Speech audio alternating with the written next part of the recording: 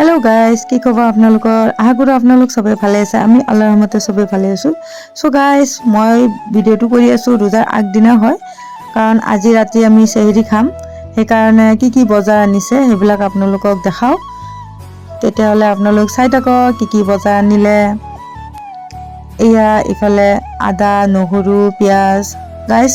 এইখিনি বজাৰ মানে সপ্তাহৰ কাৰণে হয় মাহৰ কাৰণে নহয় কাৰণ আমাৰ বজাৰবিলাক এভেইলেবল পোৱা যায় একাৰণে আমি সপ্তাহৰ বজাৰ কৰো আৰু ইফালে আনিছে মাংস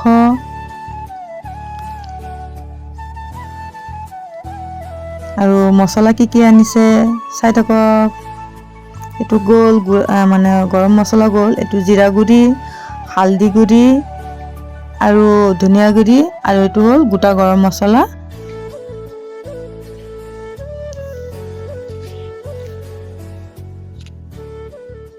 এতিয়া মই এইখিনি মছলা আৰু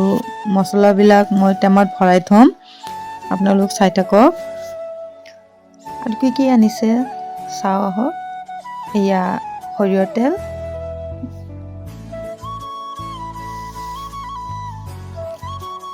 ৰিফাইন তেল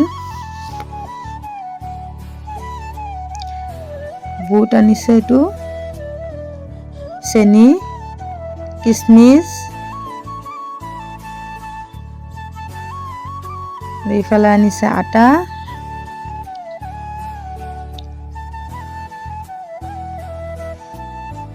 জহা চাউল আৰু মানে ইফতাৰৰ কাৰণে ফল কি আনিছে তৰমুজ আপেল কমলা টেঙা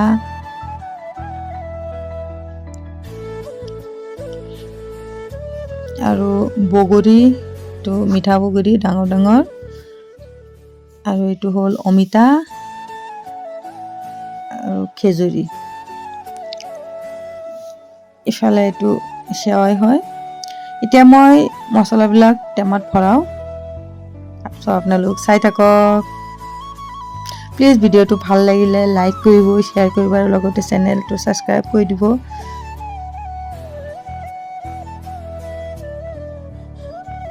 ৰমজান মাহ আৰম্ভ হৈ গৈছে আৰু মোৰ ভিডিওবিলাক দিতে অকমান লেট হ'ল প্লিজ আপোনালোক বেয়া নাপাব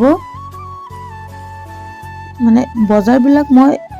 মানে একেবাৰে দেখাব নোৱাৰিলো মানে এটাকে দেখাব লগা হ'ল কাৰণ এটা হাতে দি মই মোবাইল ধৰো আৰু এটা হাত দি মই দেখাব লাগে সেই কাৰণে প্লিজ আপোনালোক বেয়া নাপাব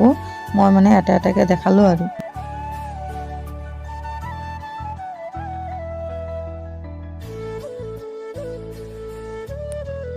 ৰোজাৰ আগদিনা এইবিলাক মানে প্ৰিপাৰেচন কৰিলে ফুৰ্তি লাগে মানে বহুত ভাল লাগে এটো খালি অকল মোৰ ভাল নালাগে সবৰে এনেকুৱা হয়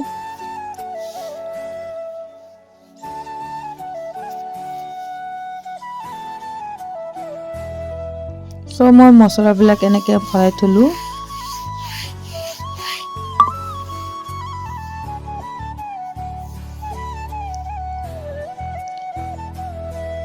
গৰম মছলাখিনি ভৰাই থৈ দিও মানে সব বস্তু মই টেমাত ভৰাই থলো সুবিধা হয়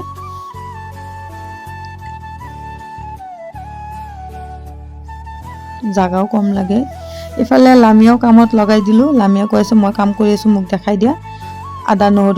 আদা নহৰু জাগাত থৈ দিলো এতিয়া মছলা টেমাবিলাক থৈ দিলো লামিয়া মানে কৈছে আম্মা মই কাম কৰি আছো মোকো দেখুৱা তাই মানে ফুটি লাগিছে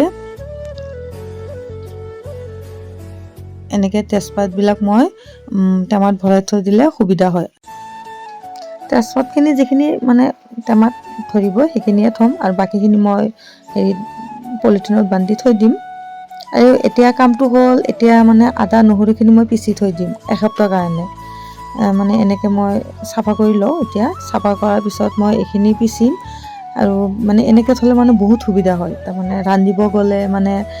পটককে আদা নহৰুবিলাক লাগে তেতিয়া মানে এইবিলাক জানে এইবিলাক কৰোতে কিমান সময় লাগে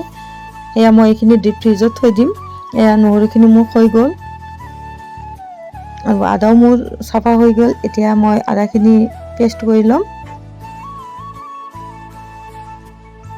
সো গাইস আপোনালোকো এনেকে পেষ্ট কৰি থব সুবিধা হয় ৰান্ধোতে আৰু মানে বস্তুটো যদি এনেকে থতে বেয়া নহয় তাৰ কাৰণে মই অকমান নিমখ দিম এয়া মই অকমান নিমখ দি দিলো নিমখ দি পেলে একদম মোটৰ পানী নিদিব পানী দিলে মানে বস্তুটো বেয়া হোৱাৰ চান্স থাকে আৰু বস্তুটো অকণমান ডিপ ফ্ৰিজত থৈ দিব। এয়া মোৰ পেষ্টখিনি হৈ গ'ল। এইখিনি মই টেমাত ভৰাই থৈ দিম, কাৰণ মই অকণমানো পানী ব্যৱহাৰ কৰা নাই। আপোনালোকেও অকণমানো পানী ব্যৱহাৰ নকৰিব। আদা নহৰুখিনি চাফা কৰি লৈ ভালকৈ ধুই ল'ব। এতিয়া মই নহৰুখিনি চেম তেনেকৈ পেষ্ট কৰি ল'ম।